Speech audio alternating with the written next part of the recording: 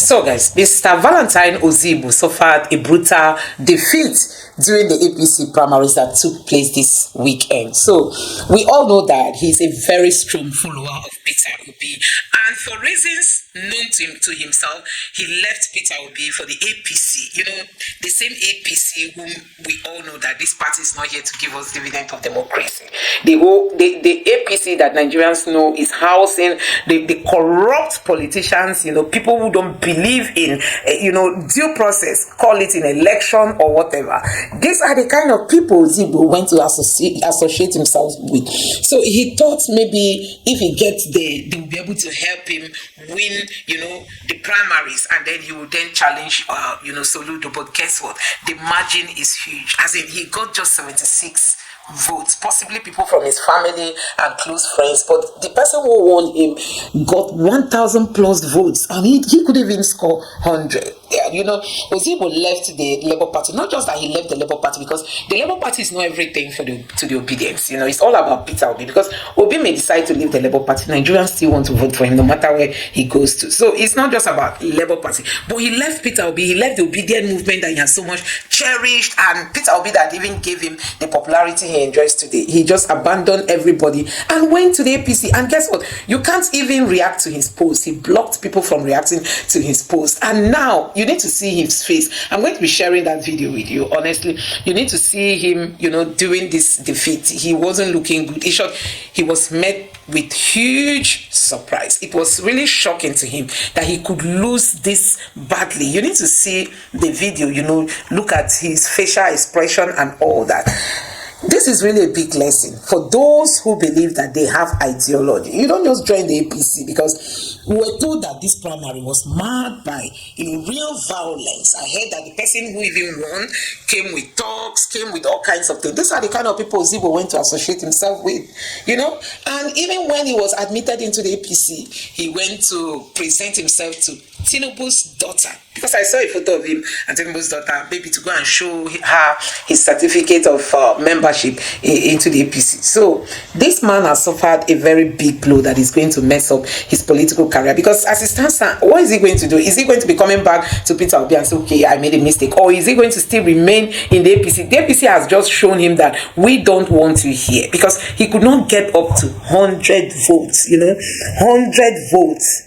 And the person who won reacted, and he said that he has been a godfather, meaning he has been sponsoring others. Now he wants to be the father. He wants to be the one to be sponsored, or the one to go for this position. So, and he did not give Ozigbo any chance, for him to have come up with 1,000 plus votes. And he has money, he has talks, he has everything. And guess what? He's the one that got the ticket of the APC. So guys, I'm going to allow you to take a look at how Aisha Yesufu has reacted to this. And also, it's a very big lesson for people who cannot hold to their ideology, because this man is one of those who understand that the APC is here to kill, to destroy, and to steal, to kill, and to destroy. And all of a sudden, he now found hope in the APC. In the midst of all the crisis happening in this country that has been caused by the APC, this man has found hope that APC is a party that he can peacefully ride on to become a governor. So you can imagine the difference is much, as in you considering Peter Obi's personality and what Peter Obi stands for, and then you just from that direction you move over to the APC, which is known for chaos and all kinds of things, So guys, I'm going to allow you to take a look at how Aisha Yesufu reacted to this, and let me know your honest reaction to all this. Just take a look for yourself. Hello everyone. Should I call this breaking news? I don't know whether it has already broken at your end, but from my own end, I'm just saying this now, that Valentine Ozigbo did not win the APC primaries. Am I surprised? No. But could it have been different? Probably. Because at this time, it's the calculations are not the calculations. What really matters, it's a whole APC, a whole grand scheme of 2027. So there's so many things that are being done. It's not following, the patterns are being shifted to accommodate something, but all that as they are going on, the pattern is towards a particular goal. So probably he could have somehow emerged as a winner. But I am like, I wasn't. let me take a look at parallel facts.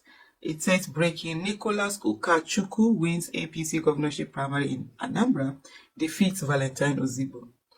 Mr. Nicholas Ukachukwu has emerged as the All Progressive Congress APC governorship candidate for the upcoming Anambra State election scheduled for November 2025. Ukachukwu clinched the party's ticket after defeating his closest challenger, Valentine Ozigbo, in the primary election held on Saturday.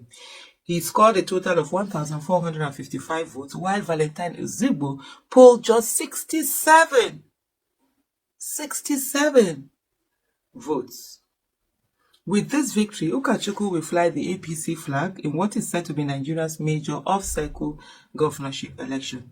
The incumbent governor, Chukwuma Soludo, has already secured the ticket of the state's ruling party, the All Progressive Grand Alliance, APCA. Speaking after his victory, Ukachukwu expressed confidence in his ability to lead the APC to success at the polls. We shall deliver Anambra to the APC, and one thing I want to say here: nobody has ever won the governorship of Anambra without my support. It has never happened before. That's a bit of arrogance right there. I have been playing godfatherism, but now I want to be the father of the father. No more godfather. Now I want to be the son. Which one is the father of the father? I don't know this person. I've never seen him. I've never heard of his name. I'm just seeing him.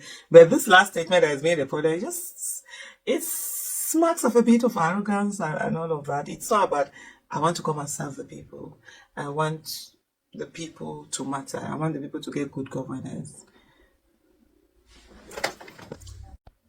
Hello everyone. Apologies for there was a little bit of break. There was a call that was coming in. I had to take that call. So for me, it's just all about, I'm feeling this kind of arrogance. But anyway, some people call it confidence.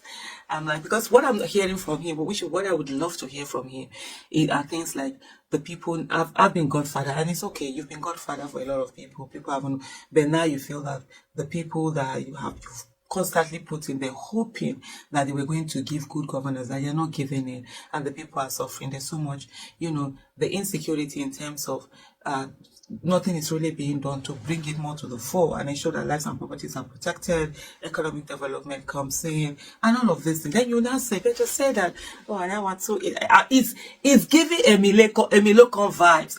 But anyway, just take a look at this. Whoever emerges, the whole party is going to fall behind that person in total support to make sure that he wins the election.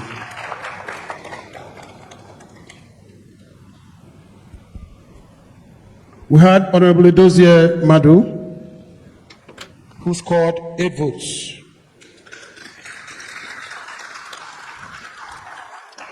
Please, I've said no victor, no vanquish, so we will clap for all the contestants. Honorable Minister. We have Honorable John Bosco Obina, who scored 26 votes. We have Honorable Valentine C. Ozigbo, who scored 67 votes. Okay. We have there you. Prince Nicholas Ukachukwu, who scored 1,455 votes. I just look at that whole primary. The person that conducted it, I like his demeanor. You understand? I love the way.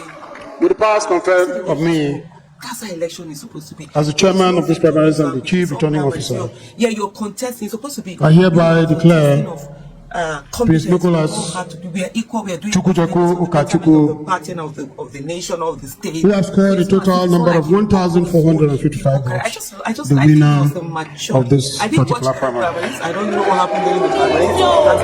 Uproot every seed that is not of you. Oh, Jesus. Come and take control.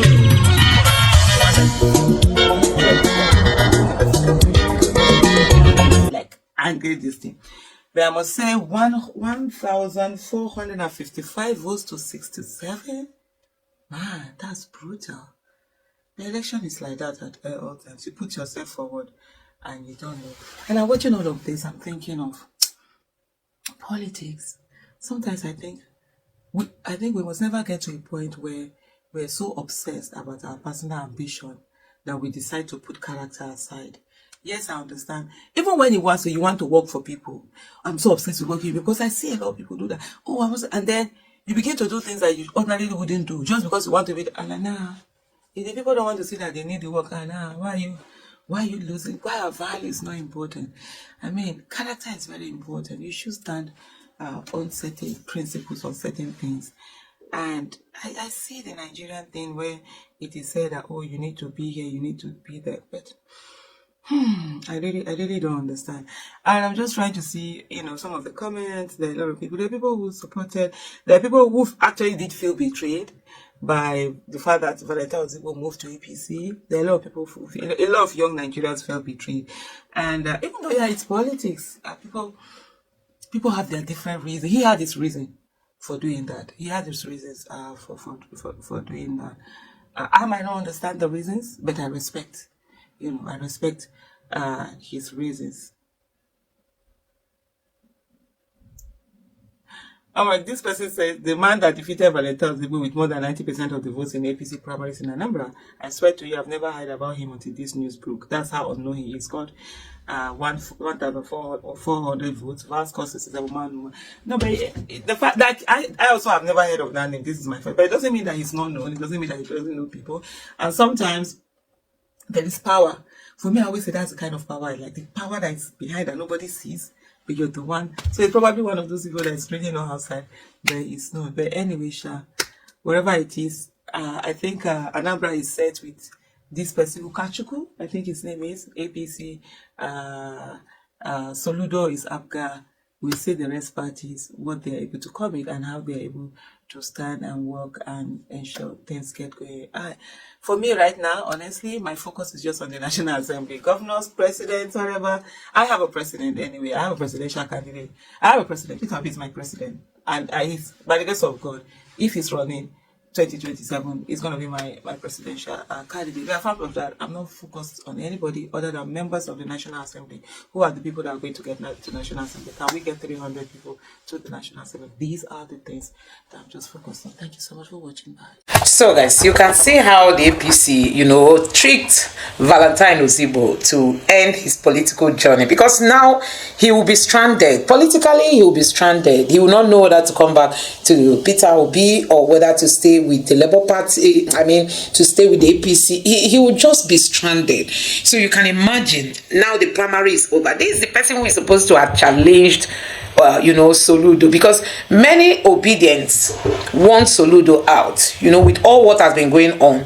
in Anambra State, especially in terms of security and all that. People saw, the current governor has not really been working as he's supposed to, being a professor, being somebody who is also a consultant, an economist, and every other title that he holds. Nigerians or Anambrarian expected more from him. So we're all thinking that this election is going to be hot. This election is going to be hot.